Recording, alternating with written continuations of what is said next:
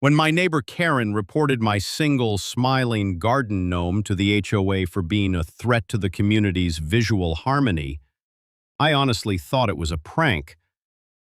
But then I got the violation notice and a $150 fine. I tried to reason with her, but she doubled down. That's when I decided to go from one gnome to 100. Each one wearing a little wig and glasses that looked just like her. What followed was pure chaos, and the entire neighborhood watched it unfold. I've lived in Maple Oaks for 5 years now. It's a tidy, well-manicured neighborhood where people care more about the color of your shutters than your actual well-being. And unfortunately, it's also where Karen lives, president of the HOA, self-appointed guardian of aesthetics and full-time busybody. My house sits on the corner lot with a wide, sunny front yard. Last spring, my daughter bought me a garden gnome, just a fun little gift. The gnome had a red hat, a cheerful smile, and held a welcome sign. I thought it added a bit of character to our lawn. Apparently, Karen thought otherwise. I didn't even realize she had a problem until I got a formal notice from the HOA. Violation: unauthorized lawn ornament that does not comply with HOA standards. Please remove immediately. Failure to comply will result in fines. At first, I laughed. Then I saw the $150 fine attached. That same evening, I walked over to Karen's house 3 doors down. Her porch had a dozen hanging wind chimes, a 4-foot concrete angel, and 3 decorative flags. Hypocrisy much? She answered with her usual scowl. "Can I help you?" she asked, arms crossed. I held up the letter. "Hey Karen, I got this about the gnome. It's just a small ornament. I didn't think it'd be an issue." She sneered. "It's not just a gnome. It disrupts the visual consistency of the neighborhood. If everyone started putting up gnomes, what would this place look like? A theme park?" I blinked. "It's one gnome." Karen didn't budge. Rules are rules. At that moment, something inside me clicked. I could have fought it legally, filed an appeal, but instead I smiled and said, "You're absolutely right, Karen. Rules are rules." Then I walked back home and started plotting. That night, I opened my laptop and typed, "Bulk garden gnomes for sale." It took me 3 hours to find the perfect vendor, but I ordered 100 garden gnomes, each 8 inches tall, each customizable. I sent a photo of Karen I found on the HOA website, grayish bob haircut, thick glasses, pink cardigan. The vendor didn't ask questions. "Give us 2 weeks," they said. "We'll make it work." And oh, did they ever. In the meantime, I took down the original gnome. Karen must have thought she won. But she had no idea the gnome army was coming. 2 weeks later, 5 large boxes arrived at my doorstep. My wife opened one and burst out laughing. "Is that Karen?" The resemblance was uncanny. Little gray wigs, angry frowns, even tiny HOA clipboards in their hands. It was perfect. That Saturday morning, while most people were still sleeping in, I lined up 100 Karen gnomes across the front yard. Along the path, by the bushes, near the mailbox, I even made a little sign. "Meet the Garden Guardians, keeping neighborhood standards since forever." By 9 a.m., the neighbors were out taking photos. At 9:14 a.m., Karen stormed down the street. She didn't knock. She banged. "Open this door right now!" I answered with my calmest smile. "Good morning, Karen." "What is this?" she screeched, pointing toward the yard. "You think this is funny? You're mocking me." I shrugged. "They're just gnomes. HOA rules don't specify how gnomes can or can't look." "I'm filing a complaint." "You already did," I said, smiling. "And I complied. That one gnome is gone." She left, fuming. But the fun was only beginning.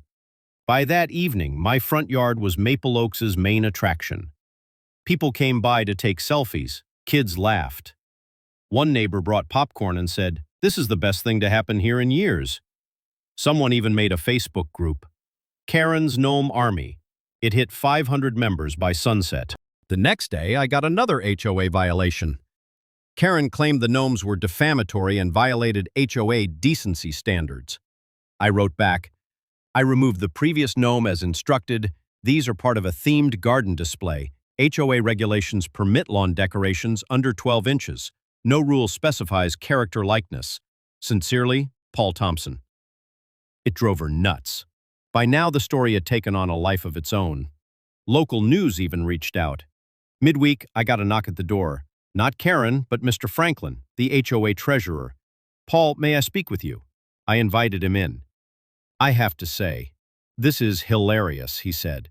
But Karen is furious. She's trying to fast-track a new rule banning gnome displays. She wants an emergency vote at Friday's HOA meeting. I grinned. Then I'll see you at the meeting. By the way, he added, laughing, my wife made me get a Karen gnome for our garden. She loves it. Friday came. Karen stood at the front of the HOA clubhouse, red-faced and furious. These gnomes are harassment. They ridicule me, they disrupt the neighborhood, and they must be banned. She motioned to the screen where she displayed photos of my yard. Then I got my chance to speak. Fellow homeowners, I began, Karen reported my single gnome for being inappropriate. I respected the rules and removed it. But I also exercise my right to decorate within the guidelines. No rule restricts the number or design of gnomes. Are we really going to regulate joy out of our community? There was a pause. Then someone clapped, then more. Karen lost the vote. The gnomes stayed. And she? Oh, she had only just begun to unravel. The HOA Karen meltdown, and my final move. After the HOA meeting ended and the gnome ban proposal was crushed in a 14-2 vote, the two yes votes being Karen and her always silent husband Bob, I figured that would be the end of it. But if there's one thing I've learned about Karen, it's that she doesn't lose quietly. On Saturday morning, I woke up to find that all 100 gnomes were gone, vanished. For a moment, I thought maybe I'd been robbed by the world's most niche criminal. But then I spotted something in the distance. Karen's backyard fence gate, slightly ajar. I walked to the side of my house and peered through the trees. There they were, all 100 gnomes, thrown in a pile near her compost bin, many of them broken or snapped in half. She stole them. I called the non-emergency police line. Not because I wanted her arrested, yet, but because I wanted it on record. The officer who showed up was polite, sympathetic, and surprisingly amused. I've worked in this district 12 years, he said, chuckling. Never seen a theft report for gnomes, especially not ones that look like the suspect. He took notes and photos and asked if I had proof of ownership. You bet, I said. Receipts, custom order emails, shipping records. I even have a video. I showed him a clip from my Ring camera. Karen, dressed in black sweats and a hoodie, sneaking onto my lawn just before midnight with a large duffel bag and stealing armfuls of gnomes like they were state secrets. He laughed out loud. Okay, that's solid. I'll file the report. You can press charges if you want. I nodded. Let's hold off for now. Instead of retaliating directly, I took a different approach. I printed the footage screenshots and posted them at the community bulletin board with a sarcastic caption, Gnome thief strikes Maple Oaks. $0 reward for her capture. We know who she is. The post went viral on our neighborhood app. Comments poured in. Is this real? Karen's finally lost it. This is the drama I didn't know I needed. Someone even photoshopped her head onto a garden gnome and made stickers. They sold out in a day. By Monday, I had a surprise in the mail. A cease and desist letter from Karen's lawyer nephew, claiming I had defamed her by using her likeness without consent. I called his office. You know those gnomes are generic, right? I said. The fact that she recognizes herself in them says more about her than me. Click. That night, I got a text from one of the HOA board members. You coming to the emergency HOA meeting tomorrow? Karen's trying something again. Of course I was. I walked into the meeting room with a new idea and a very special guest. My cousin Marcus, who works in set design and lighting for theaters. I whispered my plan to him as Karen stood at the front of the room again, this time with a PowerPoint titled Community Visual Safety, Restoring Order to Maple Oaks. She clicked through slides filled with blurry photos of my gnomes, gnome stickers on neighbors' mailboxes, and a handmade Gnome Karen 2024 lawn sign someone had stuck in her yard. "This is harassment," she cried. "It's gone beyond decorations. This is bullying." She looked around dramatically. "We must vote for an emergency amendment to restrict all personalized lawn decorations." Then it was my turn. I stood calmly and said, I'd like to propose an alternate solution, one that celebrates neighborhood spirit.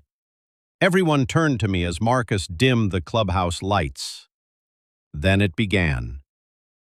A short video projected on the wall, a heartwarming montage of Maple Oaks residents with their own gnome versions. Kids posing beside them, neighbors laughing. Upbeat music played as the final message read, "Gnome more drama. Let's bring joy, not control." People clapped. Even some board members stood. Karen fumed, eyes wide, clearly realizing her own argument had just been completely undone. This is where I paused to address the viewers of your YouTube channel naturally. Hey, if you're enjoying this wild HOA showdown, make sure to subscribe to the channel. We've got even more epic, hilarious, and satisfying revenge stories just like this one. You don't want to miss what happens next. Back to the meeting. Karen's emergency amendment? Voted down. Again. Then something surprising happened. Mr. Franklin, the treasurer, stood and suggested a new community event. Since these gnomes brought so many neighbors together, what if we do a garden gnome parade next month? Everyone decorates their own gnome. No rules, just fun. The room burst into applause. Karen walked out. She didn't say a word, just stormed out, defeated. The next day, she filed her official resignation from the HOA. Apparently, hostile HOA culture wasn't her style anymore. I celebrated by having a new gnome made, this one holding a little white flag that said, "Truce?" I placed it gently on her front step. It disappeared by morning, but I swear I saw her peeking through the blinds with a slight, almost reluctant smile. Life in Maple Oaks returned to normal. Only now there are gnomes on almost every lawn. One neighbor even built a little bench for hers. And me? I still have my full Karen army standing proud, all because one person tried to ruin a bit of lawn joy and accidentally gave birth to the most legendary HOA revolt our streets ever seen. Sometimes the best revenge is made of ceramic.